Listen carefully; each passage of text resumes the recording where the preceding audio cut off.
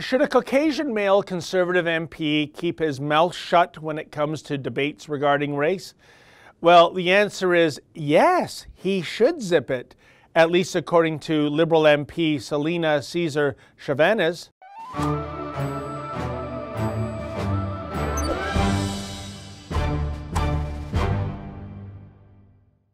Well, I suppose it was only a matter of time before the dreaded white privilege nonsense would gravitate from the wacky world of academia to Parliament Hill.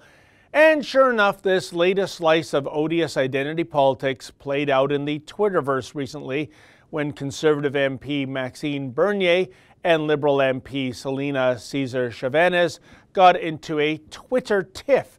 The issue at hand was money in the recent federal budget that was being earmarked for a national anti-racism plan, an initiative to collect better data on race, gender and inclusion in Canada, and other Liberal fare. But at one point in the discussion, debating decorum was thrown overboard when Caesar-Chavannes told Bernier to, quote, "Please check your privilege and be quiet," end quote. Wow, please check your privilege and be quiet. We all know what Caesar-Chavannes meant by using that condescending remark. She's a black female, i.e. a victim, whereas Bernier is a white male, i.e. a member of a privileged race and gender. And therefore, because it's 2018 and we're all about recalibrating the scales of historical inequity, honkies like Bernier need to heed the advice of Dwayne "The Rock" Johnson. You know your damn role and shut your damn mouth. That's right, words can no longer be judged on the merit of the message. Now it's all about the race of the messenger. Then again, Caesar-Chavannes is just taking a page from her commander-in-chief. Remember how Justin Trudeau responded to Conservative leader Andrew Scheer's queries last November about returning ISIS fighters? Speaker, it's this Prime Minister that's de-emphasizing Canadian security, and Canadians are tired of it.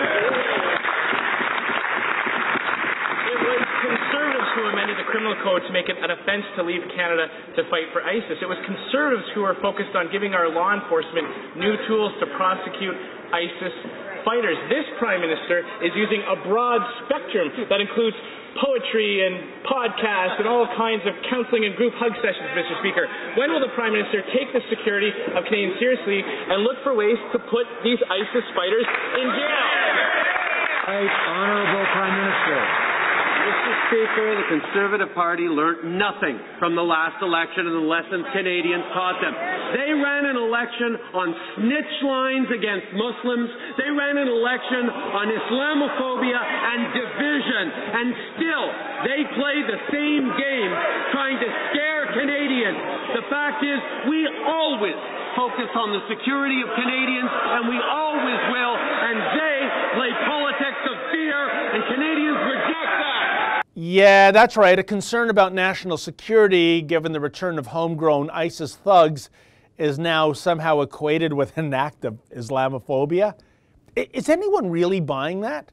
And then there was Chris Biddle, the Liberal MP for St. Catharines, Ontario. When a small group of protesters converged in front of Biddle's office in January, he stated the following on social media, quote, "When white supremacists schedule a protest at your office, you know you're doing something right," end quote. White supremacists? What would make Mr. Biddle jump to such a perverse conclusion? Were they wearing KKK hoods? Were they donning replica Nazi SS uniforms? No, these Canadians were making the point that they had a profound problem with this government's hug-a-thug mentality when it comes to dealing with radical Islamists. And Identity Politics Boulevard sure doesn't seem to be a two-way street, folks. You may recall Fox News commentator Laura Ingraham remarking last month that NBA star LeBron James should, quote, "shut up and dribble," end quote, after LeBron remarked that Donald Trump doesn't, quote, "give a F about the people," end quote. Well, many in the mainstream media lost it, chastising Ingraham for her insensitive and inappropriate language.